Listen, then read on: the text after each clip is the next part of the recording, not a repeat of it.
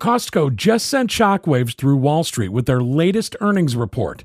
The retail giant is seeing alarming trends that spell disaster for the broader economy. The writing is on the wall, and smart investors need to pay attention now. Costco's CFO explicitly stated that consumer behavior is shifting dramatically as inflation continues to erode purchasing power across all income brackets. Costco is arguably one of the most successful retail warehouse chains in the entire country. They have over 850 locations worldwide with 591 stores just in the U.S. alone. They've built their entire business model on providing bulk products at competitive prices, backed by their legendary membership program that boasts a remarkable 93% renewal rate. Costco has been a retail stalwart for decades, consistently delivering value, quality, and stability through economic ups and downs. But even a company like Costco is starting to show concerning signs in this economy.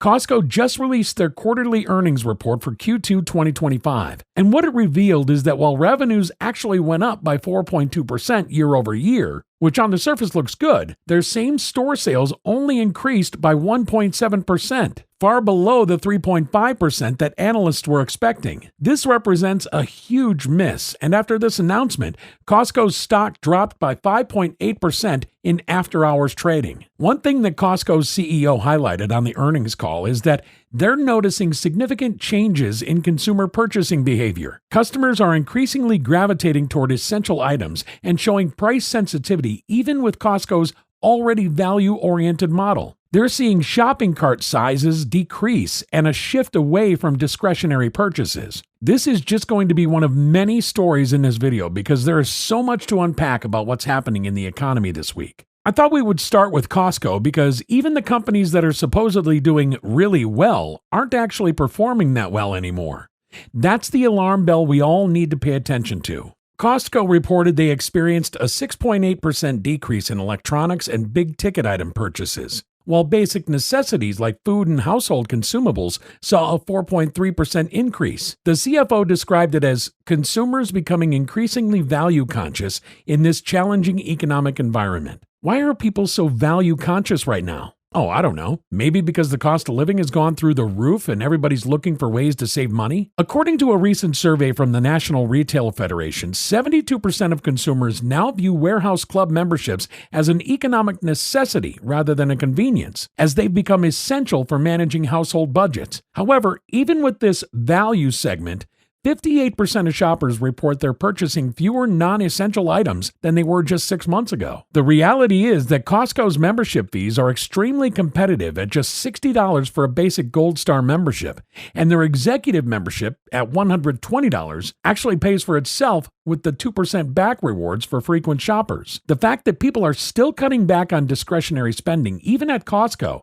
the epitome of consumer value, is deeply concerning for our economy. Costco's CEO also mentioned they're not really jumping on board with all these promotional deals that many other retailers are doing. Instead, Costco has maintained its strategy of everyday low pricing rather than flashy limited-time offers. Last year, they did implement a stock up and save event instead of inflation beater promotion, which allowed members to save an additional 20% on select bulk items. They've also maintained their famous $1.50 hot dog and soda combo and $4.99 rotisserie chicken despite inflationary pressures, positioning these as value anchors that drive foot traffic. I've been a Costco member for years, and I'm not going to lie, it's still one of the best deals in retail. Their Kirkland signature products consistently receive high ratings from Consumer Reports, often outperforming national brands at significantly lower prices. If I have to choose, I'd rather shop at Costco than almost anywhere else for household staples. But the fact that even Costco shoppers are pulling back should concern every investor watching this video.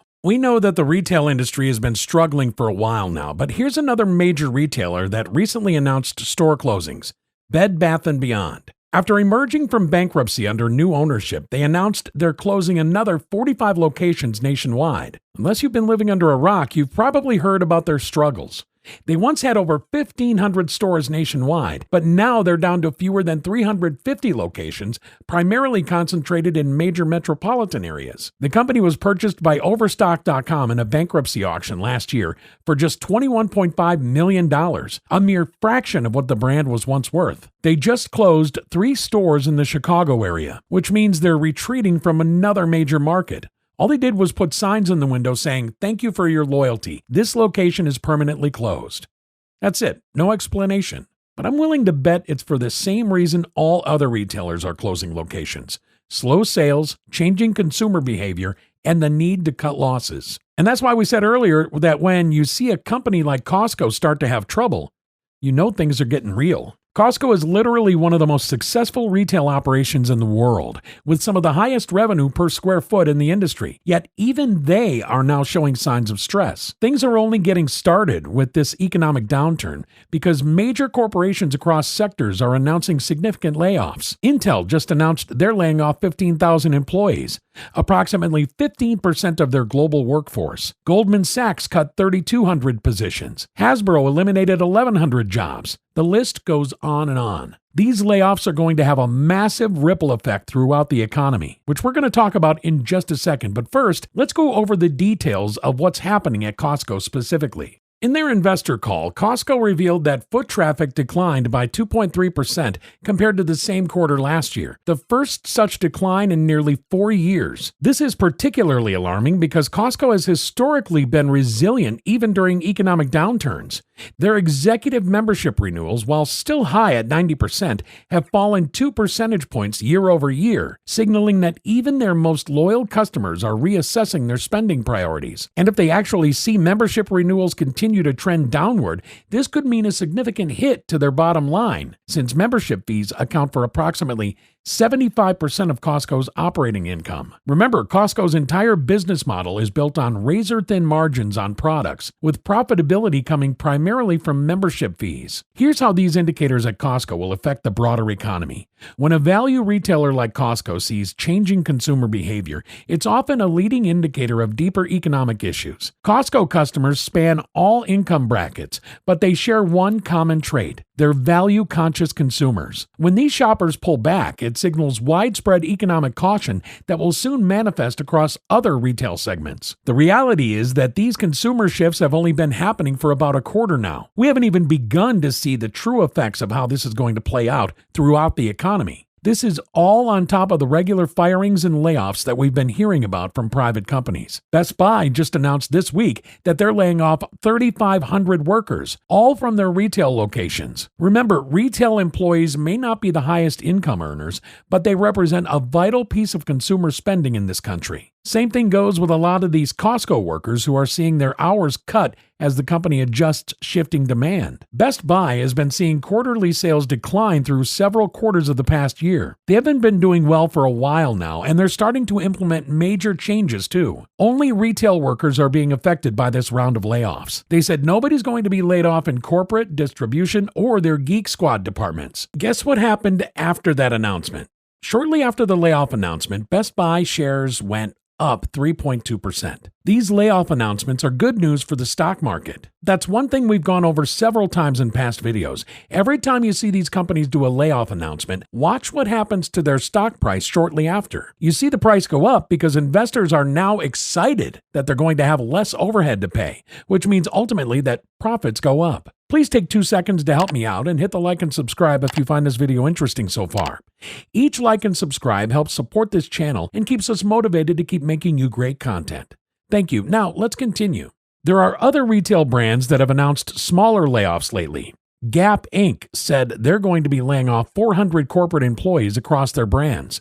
Walgreens announced last month it's closing 1,200 stores over the next 3 years. Are you getting the picture that things are actually turning for the worse and the economy is not as good as people have been talking about? Everybody's just been saying how great things have been for so long, and that myth is now being debunked. It's no surprise with all these announcements and everything happening in the economy that consumer confidence just took a huge nosedive. In fact, it was the biggest monthly decline since August 2021, as people are starting to get worried about inflation once again, as well as losing their jobs given the current state of affairs. The Consumer Confidence Index just fell again, making it the third straight month of decline and marking the largest monthly decline in nearly 4 years. What does that tell you?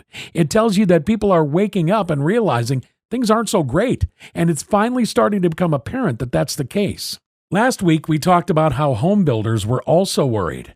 The NAHB Wells Fargo Housing Market Index, which measures home builder sentiment, fell to 35 in April 2025, down from 51 just 6 months ago. This plummet is due to all the markers that home builders are watching for the next 3 to 6 months going down. Fewer expected home sales, anticipated price reductions, and concerns about buyer qualification in this high interest rate environment. The crazy thing is that economic optimism was sky high just a few months ago. But now all of that optimism is evaporating. This shouldn't be a huge surprise because this is something we've been telling people on this channel for a while. This economic trajectory we're on is going to continue regardless of other factors. It might make a huge difference eventually, but it's probably going to make things worse before it gets better. That's the smart approach because that's the only way to fix these problems. Companies that don't generate sustainable profits need to reset. The U.S. economy needs to get back to a point of genuine prosperity because we've been far away from that for a long time now. According to the conference board, consumers have now become pessimistic about future business conditions and less optimistic about future income.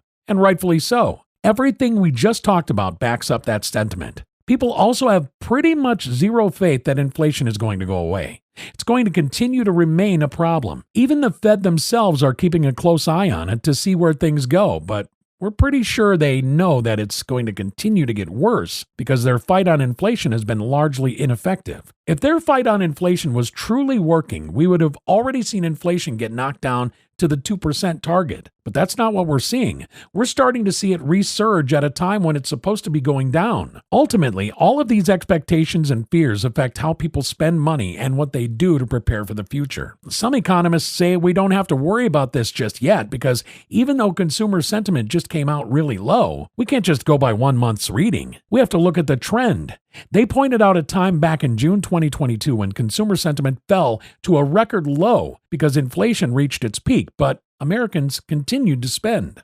Let's analyze that for a second. First of all, June 2022 feels like a lifetime ago. People still had extra money back then because they hadn't yet been fully squeezed by persistent inflation like they have now in 2025. It's easy to keep spending when you haven't seen the full effects of inflation permeate your budget. In addition, something that these reports never take into consideration is that, of course, people have to continue to spend. Life doesn't just stop. If everything costs more, then it appears that spending is going up because nominally it is. People have to spend more to buy the same products and services. That doesn't mean people are buying more. It just means what they are buying costs more than it used to. When you fast forward to today, this is a much different situation than what we saw in 2022. Today's economy is rife with uncertainty, and that's going to affect people's spending plans. People are uncertain about their jobs, uncertain about inflation, and uncertain about what's going to happen next. Morgan Stanley also released a survey just days ago saying about 68% of the people surveyed across the country said they plan to reduce their discretionary spending, citing economic uncertainty as the primary reason. I think that's smart. This is what we've been telling people to do for a long time now on this channel. Will it help expedite the downturn if people slow down spending and start saving more? Absolutely, but it's in your own best interest to do so because you need to make sure your own bills are paid and your family is taken care of. Of course, the ironic part is that the more people hunker down and spend less, the worse the overall economy performs, and more people end up losing their jobs. It's that spiral effect. Morgan Stanley also said that consumer behaviors are shifting. The value of the dollar and what it's providing may not be as predictable anymore, and that is starting to shift consumer behavior. No kidding. This is why we've told people time and time again to get out of debt. It's fewer dollars you'll have to pump into the debt system and less interest you'll have to pay, which means more money saved for managing this unexpected volatility in prices. We've also consistently advised people to consider hard assets like precious metals, real estate in certain markets, and dividend-paying stocks because these tend to provide some inflation protection. You're preserving real wealth at that point, not just accumulating depreciating dollars. This Morgan Stanley survey also showed that 77% of Gen X and 81% of baby boomers, which likely includes most of you watching this video, plan to pare back their spending in the coming months. We'll see if that actually happens, but unlike younger generations who often spend impulsively, your demographic tends to be more strategic with financial decisions. Honestly, we don't think it really matters anymore what happens next. The momentum is already shifted in favor of things taking a turn for the worse, and the situation is just going to have to play itself out. There's nothing that people can really do to reverse it collectively. All you can do is prepare yourself and your portfolio. If you've been watching our channel for a while now, you've probably already implemented many of the strategies we recommended. Eliminating high-interest debt, building a proper emergency fund, diversifying your investments beyond just the stock market, considering income-producing real estate in markets where the numbers make sense, and perhaps allocating 5 to 10% of your portfolio to precious metals as a hedge. Not everybody can do all those things at once, but just starting to implement one or two will put you leagues ahead of those who are doing nothing besides charging up credit cards, which data shows many people are doing considering household debt levels are at all-time highs. We think the thing that most people need to be concerned about right now is protecting their capital against both inflation and potential market downturns. This is why we're a proponent of diversification and cash flow investments rather than pure growth speculation in this environment. Be ready for whatever comes your way because there are significant changes coming down the pipeline in a relatively short period. There are so many more things we wanted to talk about in this video that we couldn't even get to, so we'll have to put them in another video about the economy later this week. Thank you for watching this analysis, and please make sure you subscribe for more market insights. If you found this information valuable, share this with a friend and watch this one as well.